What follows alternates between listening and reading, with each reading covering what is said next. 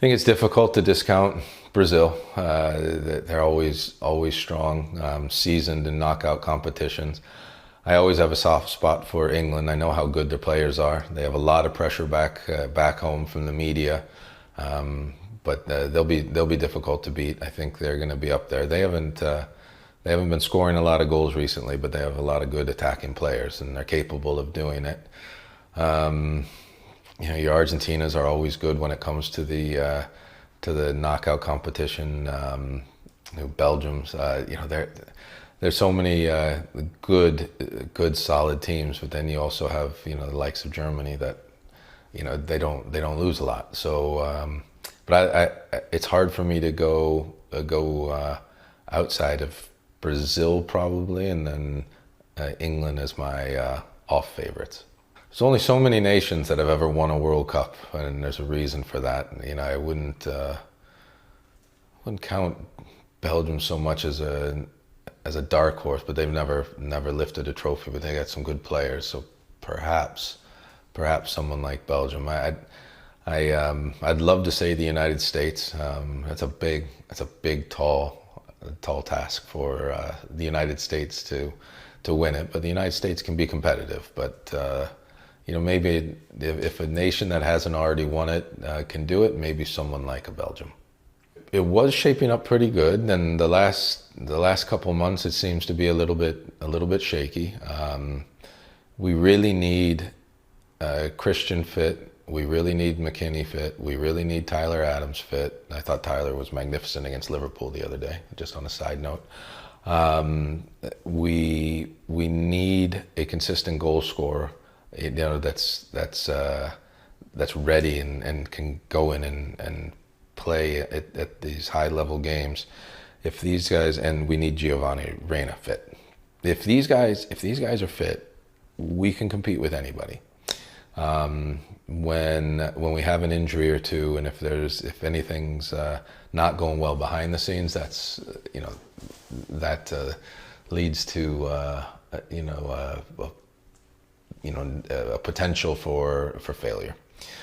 So I hope all these guys go in. I hope they're fit, and I hope they're in a good frame of mind. If they are, then nothing really makes me nervous about who we play, or whenever we play.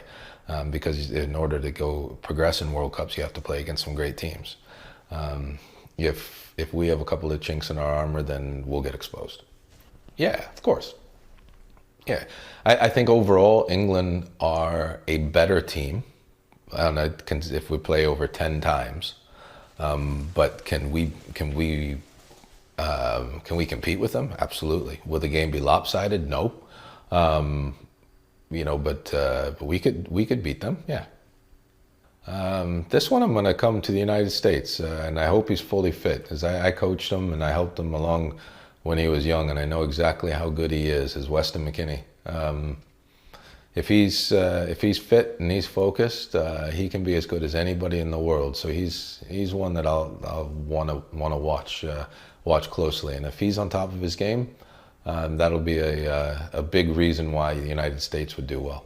Again, I'm going to go to the U.S. I hope Matt Turner gets the opportunity to play, and I'm hoping Matt Turner can show his stuff on the world stage. I think no matter which goalkeeper from Brazil plays, whether it's Ederson or Alisson, they're incredible. The Neuers are incredible, and Courtois, and there's so many top goalkeepers around the world, and Hugo, and all these guys are so good. But I'd like to see somebody who I know is really good.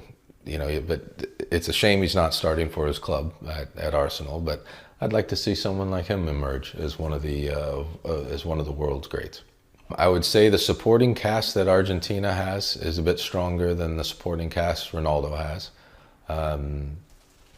They're both so good and have been so good over the years. I would say Messi has the opportunity more so than Portugal does of lifting the World Cup. What am I expecting? I'm expecting to see two of the greats, in the latter stages of their career, figure out once again on how to be great on the world stage. That's what I'm anticipating. Ronaldo probably has to change his game a little bit more and adapt to his age a little bit more than Messi does. But they've been two of the very best for so long, and they both know that this is probably the last World Cup in them. So I think we could see something special from both of them. But at least one of them, I think, is gonna dazzle us with something.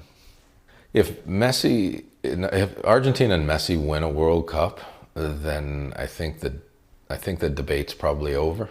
I mean, if Portugal and Ronaldo do, then the debate's probably over as well.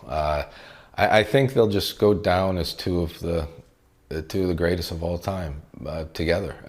They're different players. That, you know, and Ronaldo has. He's taller in stature. He plays differently. He's, you know, Messi can get the ball anywhere, any place, any time, and run through an entire team. You know, Ronaldo, when he was younger, could do that, but then he was also played out on the wing. He's played as a 9. He's played, you know, in different positions in a different way. And Ronaldo can score a multitude of goals with his head as well. And, you know, he's big, strong, and they're just different. But for the debate on who is better, they've both been incredible. I saw a stat, I think it was Graham Souness brought it up, that if for Erling Haaland to get to the goal mark, he'd have to score something ludicrous, like 30 some odd goals a year for another 16 years to match Ronaldo's. This is how good these guys have been.